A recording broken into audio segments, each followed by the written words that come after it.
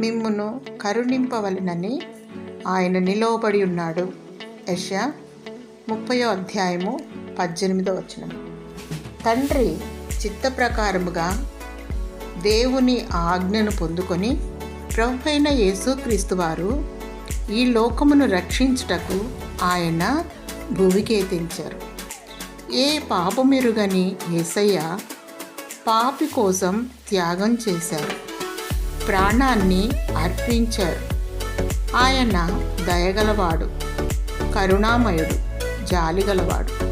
మీ ఆత్మ నశింపకూడదని, నీవు రక్షింపబడాలని పునరుద్ధానమును పొంది తండ్రి చెంత విజ్ఞాపన చేయుచున్నాడు. దినమెల్లా తన గాయపడిన చేతులు చాచి నిలువబడి ఉన్నాడు.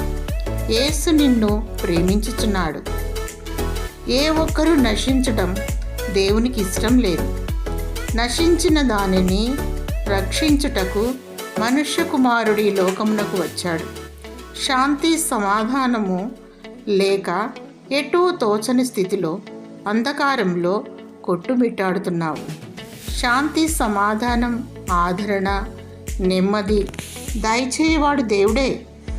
యేసు చెంతకురా, ఆయన నిన్ను కరుణిస్తాడు. దేవుని స్తుతించు. దేవుని కరుణాకటాక్షములు కిరీటముగా దయచేయునుగాక. ఆమేన్.